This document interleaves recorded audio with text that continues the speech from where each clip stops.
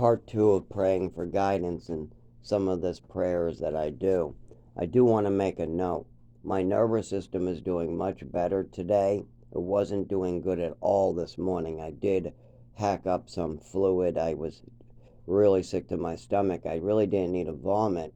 It just, I had to take my medication and I tried to force down some water and it didn't like the water. And yeah, but that's nothing new. That's something that I had to deal with during childhood too when taking medicine. I used to have to take antibiotics in the morning and I'd have to drink it with a glass of milk so I didn't vomit. So this is nothing new. I've been dealing with this since my mother decided to give me so many pills as well as a whole bottle of Epicac. So, anyways, I'm doing a little better today, so my voice might sound a little better. I gotta say, and the more my nervous system does better, the better my voice becomes. My jaw also, ah, just like that, my jaw also likes to cramp up. So instead of me trying to say an also, I get also, stuff like that. That's stuff. I like to say stuff like stuff. But if my jaw doesn't quite open the way I want it to, I get stuck. I don't like that. There's many, many subtle things your nervous system and muscles do where if you send a signal and your muscle is stiff, it feels like you've been in ice. Like here's an experiment. Take a taser to your back and try to say the national anthem and see how you do. After that, put your legs in cold water for an hour and try to do gymnastics or do jumping jacks. And the reason why, both times, you will fail to complete the task is because your nervous system is either numb or being bombarded with signals. And that's the same problem I have and I've had for 25 years. And my mother made sure I would never get any medical help with it. I'm not even allowed to get Social Security or go see a doctor. I go to see a doctor. I'm just not allowed to get any help because the doctor already has been confused by my mother's reports. And that's all he sees. When he types in my name, my mother's reports is all this doctor is going to see for medical history. I was born an orphan, so I don't have any medical history from blood. So they can't look up my bloodline. So it starts and stops with my mother's reporting. And that's real bad because my mother was such a fantasy spinner. A medal I won in an orphanage one time, my mother said was a stolen medal. It meant I had attachment disorder. She needed more drugs and more pills to give me. I'm a liar and I have kleptomania. I'm a kleptomaniac. My mother made up all that because I tried to show her a swimming medal I won in the orphanage I was in.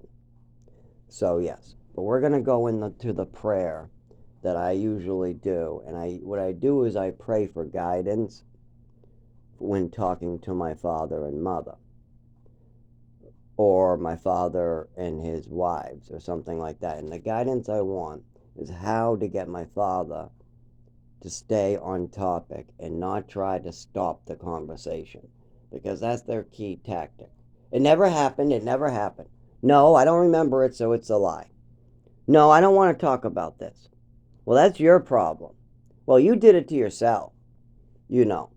What are you supposed to say or do when somebody doesn't want to do anything? They don't want to talk about something. They don't want to deal with it. But it has to be dealt with. It has to be talked about. And it's not my problem to deal with. It's actually my mother who did these things. I didn't make my father and mother make these choices. I didn't, but I'm the one who has to pay and clean up their mess if they choose not to. Now, if they continue choosing not to, and other people find out, it is illegal. They will have bigger consequences. But see, I'm a poor orphan. They did this to somebody who is 7 years old. A 7-year-old does not have a car, an attorney. They do not have a mother or a father. So who's going to help them if a foster mother or an adopted mother decides to cripple them? Who steps in? Nobody. Who steps in at 9 years old when they move to Texas? Nobody. Who steps in when this kid goes to New Mexico? Nobody. So, it's all up to the adults and the family members of this family to step in and get this kid help. But if this kid never gets the help he needs and the mother's allowed to continue trying to misinform doctors, it's going to get harder and harder and harder for doctors to help this kid until the kid puts it together. If the kid is smart enough and is able to talk to doctors enough on his own to figure out what these things mean, he might be able to get the help he needs by informing doctors himself. But in the end, it will come down to getting the medical records straight if the kid's going to have to move and move and move. If the kid stays in one location from age 20 to 30 and informs doctors properly and does testing and does every exam they want and people are allowed to watch him, then of course he will get help. But if the kid is forced to live in the woods and keep moving and keep moving and keep moving and keep moving, he will never get the help he needs. Not unless the mother and father actually did what their responsibilities are. Get the kid health care, clothe him, feed him, and give him shelter. And don't forget the education. And that is from the time you adopt the child to the time he's 18. But if at the age of 18 your child has really bad health issues, has no proper education, has no proper future job applications that he can do, you have no plans of him going to college, he has no apartment plans, and you just crashed his only housing, and the people that were supposed to be training him on these things have been misinforming him based on lies that the father has said. When this kid was supposed to be in Social Security class, he was in doing groceries. So, because of those problems, yes, your son cannot just be dropped on his head at 18 in the woods. It's like if your son got an infection in his leg and just lost both of his legs at the age of 17. He just had his legs amputated on his birthday at age 18. You don't then at 18 and a half drop him off with no wheelchair. First, you get him a wheelchair, get him Social Security, then you drop him off at a shelter at 18, crippled. Then you do that. But you can't take somebody that you've then made disabled and drop them off just because you've hid the disabilities real good. And yes, my mother was real good at hiding my disabilities by keeping me moving. But people did see it. It's not like she got away with it. The problem is that people noticed. The teachers noticed in Westford. Now, the big reason why I use this one is because the teachers saw me before the overdose and after the overdose at age 7. So it was extremely apparent to them. The teachers were bringing me in the hallway saying there's a sudden change in you, or there's a change in you, there's something change at home. And they kept on bringing me and asking me about this. They even requested to my parents to put me in physical therapy and speech therapy, which I did. And then I even told the doctor about this. Of course, I felt this sudden change in my nervous system where everything felt numb. I was sucking on my skin. But my mother was saying that sucking on my skin is self-harming. It's also confusing the doctors. My mother's also acting jealous of my toys. She thinks that people are out to get her. With these things going on, she comes up with these fantasies that I'm writing on things to go, okay, I'm trying to get back at her and stuff. When really, it's just some staff member that wrote my name on something. That's it. But she comes up with all these things. So what happens to this young little kid with a neurological disorder? He ends up getting more pills that could harm a neurological disorder, and then he gets moved. All those people who are seeing the sudden change, why didn't they help me? Because they weren't allowed to. My mother made sure of that. These teachers were ready to help me. My doctor was ready to help me. But my mother decided to cut off that doctor and cut off those teachers and bring me to Texas. Okay, well, did I tell the doctors in Texas? Yes, I did. When I told the doctors in Texas, would have they asked more questions? Yes. Did the doctors have time to continue seeing me? No. I was then brought to New Mexico. Then I was brought to Maine. Then I was brought to Chelmsford. I didn't start talking about this again with a doctor until age 12, 13 years old. And at that point, I was so confused, it was very hard to get the help I needed. Now I'm 31. I have this figured out. Not all the way. I mean, I'm still going to need names from neurologists, and I know it's a neurological disorder, but which one? There's many neurological disorders, and I know it's caused by an overdose in medication, so I have the cause of it, and we got the symptoms down. I mean, I got 25 years of symptoms and falls and disabilities and misunderstandings and medications that help and medications that don't. So I have a lot of information on this. But now, how do we get a doctor to write it down and put it in my medical file? And how do we make sure doctors don't jump on board with my mother's fantasies?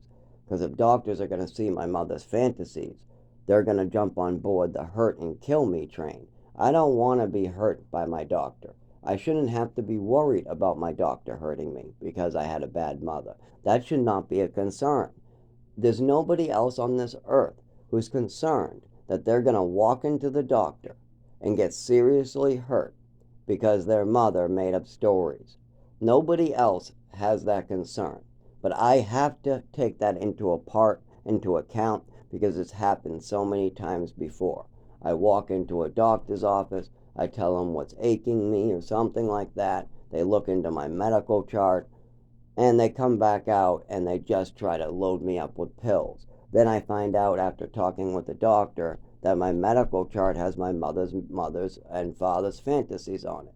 And what's even worse is that at the age of 19, 20, I was still on board with my mother's fantasies. I still thought I had to take Seroquel and Trazodone at night because I just couldn't sleep. I couldn't sleep.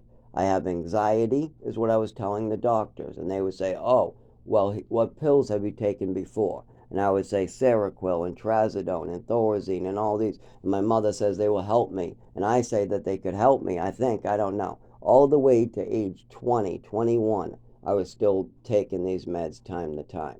I think the last time I went back to these medications is when I moved in with my father for less than 5 months. I had a whole program I was doing. I had myself Section 35 where I could have gone to prison just so I could get off alcohol. But the thing was is I had a neurological disorder and I was having horrible symptoms from that. So I knew that there would need to be serious medications involved. With that this is a 30-day thing, so they gave me Triliptal for epilepsy, but they actually gave it to me for alcohol while in MATSE. So now they giving it to me for epilepsy today. But it's only something they give to you for alcohol while you're coming off of it. You don't stay on it unless you're epileptic or you're having seizures like I am. See, I've been on this for years, and I'll still be on it for years unless for some reason I have no place to live. Then I might have a problem. But I have been on it for almost a year now, and I'm going to continue being on it. Alcoholics don't do that. Alcoholics, they give it to you while you withdraw. Similar how they give alcoholics Ativan in the rehab facilities. It's just a taper and then you come off. But that's where I found out that it also helps with my regular epileptic problems. I didn't even know there was a medication called Triliptal for epilepsy. I didn't know that they also give it to alcoholics for their shakes and for the seizures they might have from, alcohol withdrawal. But that's where I discovered it. There you go. And the prayers I'm doing is for guidance for those phone calls. But here's the problem. When somebody usually just doesn't want to talk about something, they don't want to help, they don't want to do anything, they've ran away for 25 years, it's not the first time you brought this up, and they just make you so angry with their insults, and you open up and try to tell them, hey, you did this years ago, and I'm still hurting today, and I'll probably be hurting for my rest of my life, and your wife did this, and this is what she did, what's even worse than what you did. Yes, what you did was this, and what she did was this, and these problems persist because of what you did. I can't collect Social Security with these previous problems in place, and I can't get my health together with with what you did to me and your previous decisions, and I can't change your decisions. So I'm just making good decisions on my side. But you know what? You haven't told anybody the truth, so nobody knows what the hell to make of me. So I'm not able to get any of the things I need to stay alive that everybody else gets. As far as everybody's concerned, I'm just less than human. And that's thanks to your storytelling, not mine.